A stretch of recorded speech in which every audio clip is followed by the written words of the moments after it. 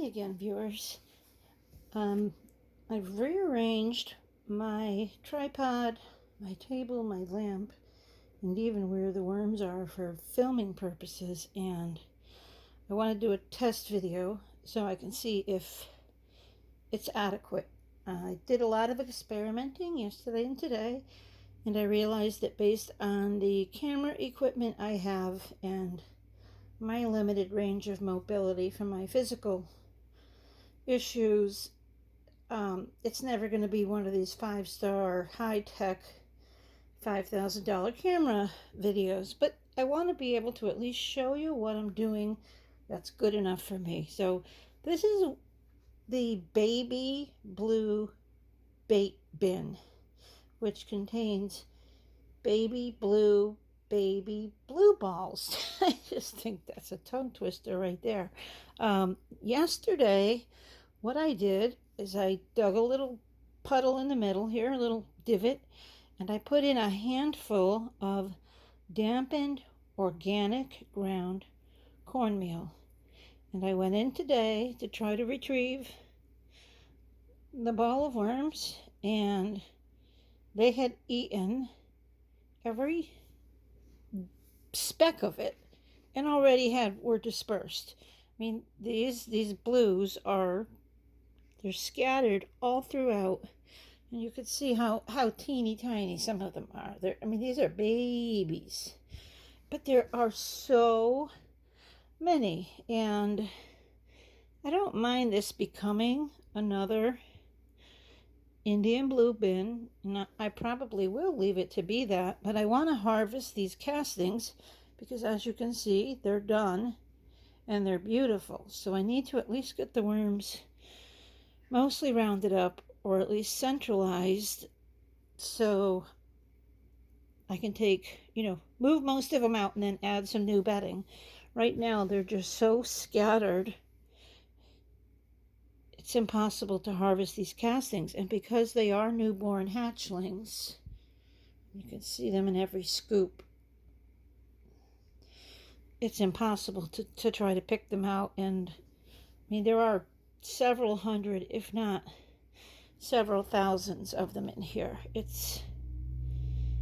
There's not a handful of castings I can pick up that doesn't contain more and more worms.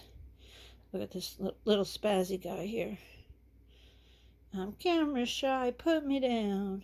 So that's my dilemma, which really isn't a dilemma, because blue worms are very food motivated. It's like trying to teach a Labrador to do a trick. All you need is some food or a tennis ball. Well, these guys are ravenous in their appetite. So what I have here, I just took this from my deck outside. This is part of a pumpkin it was a whole pumpkin at Halloween, and the squirrels have gotten into it. Now, I never froze it, but you'll hear it's frozen now, and that's because our temperatures here are below freezing. So even though I didn't freeze it, it is frozen. And what I'm going to do, this is a long story. I did another video. This is supposed to be a worm casting sifter. Supposedly the castings will sift through, but the worms in the cocoon stay in. Doesn't work as that. And really what this is a $1 kitchen drawer utensil organizer that you can get at the dollar store, being sold by a worm supplier as a $24 worm casting sifter. But I did a video on that. It's under the reviews. What I'm going to do is put this down in here, and I'm going to put the pumpkin inside it. I'm going to level it off so that this is in contact with the soil. Castings, I guess it isn't soil. Looks like it, but it isn't. I'm just going to push it down in there, and I'll push the castings up around the sides, but not in.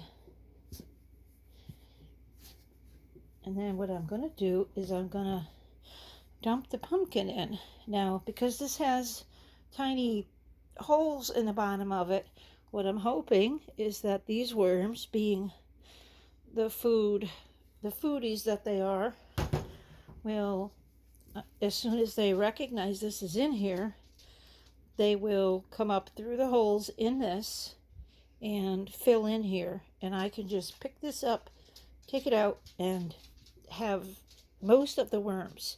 And I may have to repeat this 2 or 3 times to get them all. And I don't believe I will ever get them all, but to get most. And let's see how that goes. So I'm not going to add anything else in this. I'm just going to cover it with I'm not sure. I'm going to have to think about that. Maybe some of the crushed yucca pods. And then I will cover it with a piece of cardboard just to keep the light out, because of course they don't want to be in this bright light. I'll throw their mango pit in there too. And then I'm going to check back in I don't know, 2 days. I might even peek in on it tomorrow. But I'm pretty sure as soon as this pumpkin thaws out, they're going to be flooding in here like it's an all-you-can-eat buffet. So, okay, guys. Well, I hope this video is better. I hope I know it's less shaky, but I hope I wasn't in the way. And I hope the footage is clear. I will see it, and you will see it no matter how it looks. And let me know what you think. And give me your thoughts on this attempt to attract the blue worms. And what I'm doing, I'm kind of mounding some of the pumpkin up on top of the avocado, or rather mango pit, because I don't want them to just stick their little heads through and start munching. I want them to have to come in. So there's a little bit where they can stick their heads through, but I want most of them to have to come into this to get at the food. So maybe what I'll do actually is I'll add either some coconut coir or some shredded cardboard over the top of this, so that they don't have to be shy about all the empty space in this bin. And I can pick it up and just move the cardboard aside. That's what I'll do. So I don't need to put that on this video, but I'm going to go shred some cardboard now.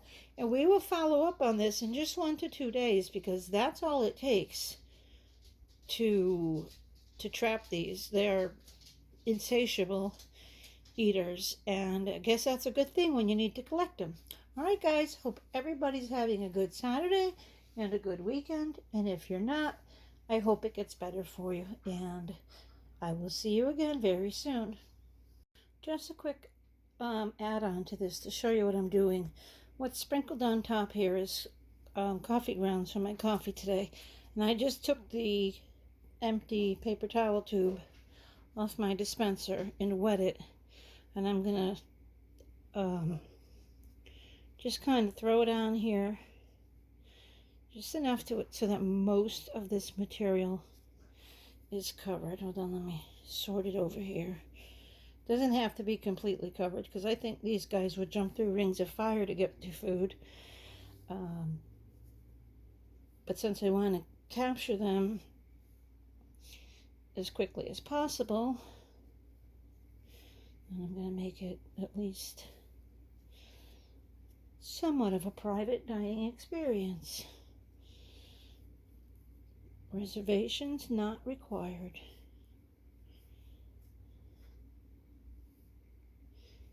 Okay, so I did that. That's how I'm going to leave this. Doesn't need any more. The only other thing I wanted to do, I found during my cleaning my pH meter.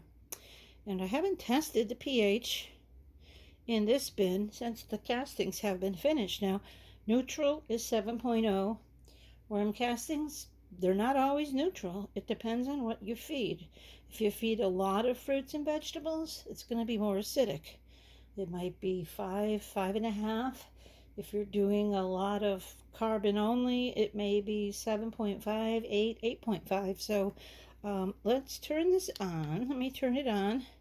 Now this reads the temperature, the light, and the moisture level, as well as the pH. Let me just figure out where the button is here.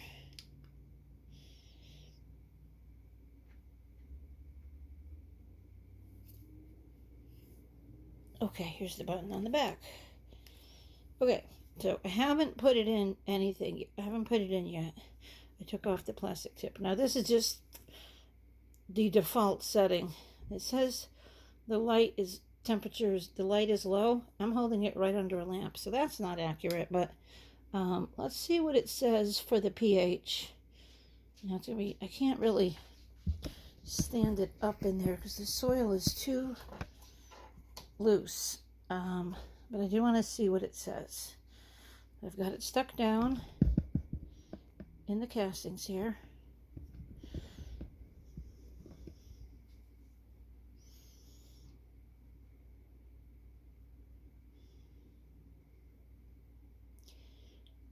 And this is amazing. This is exactly neutral. You couldn't do better if this were a scientific formula. I mean, actually, I'm very impressed. It's teetering between 7.0 and 7.1. Now let me move it. Oh, just in case you see this giant wall of yarn in the back behind my lamp. I do crochet outside of worms. My other hobby is crochet.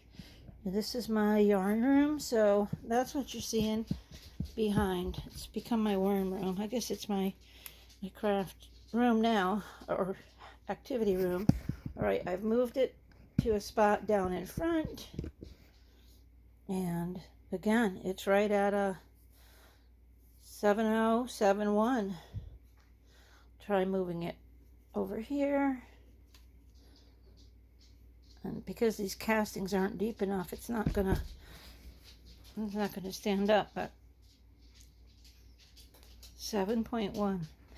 That makes me very happy, because that means my plants are going to be very happy when they receive these castings. I'm actually harvesting this to give castings to my son for Christmas. Yes, I'm giving him poop. I guess that's better than giving him coal. But no, he's an adult, of course, and he's on his own, and he has a garden. And I thought, what better than giving him a jar of worm castings, a packet of seeds, and maybe a little garden tool, and bundle it all up with maybe a little gardening sticker. And I just think it'll be a cute little gift to give them, and definitely very useful, right? I mean, worm castings are very beneficial. So yeah, it's right at 7.1. It's timed out for the light, but you can still see it. Let me hold it up a little bit sideways into the castings. Perfect neutral castings. Well, I'm very, very pleased with that. So, yep, this is what we've got here to trap the babies. We're gonna trap the babies. Don't tell them. They don't know it's a trap. I don't think they would care. And I'm gonna go cover them up and grab a different bin to check in on. Super quick update, under a minute. I'm going to give them this cantaloupe that I opened up this morning, and it's way too ripe, but I said I would put the pH meter in something else to show you, and this fruit should be acidic. And there it goes. It's dropping down. So I went from 7.2 down to 6.8. Let me get more in the center of it. There we go. Yeah, so this is... I get into the gooey part of it, you'll see the pH is moving around.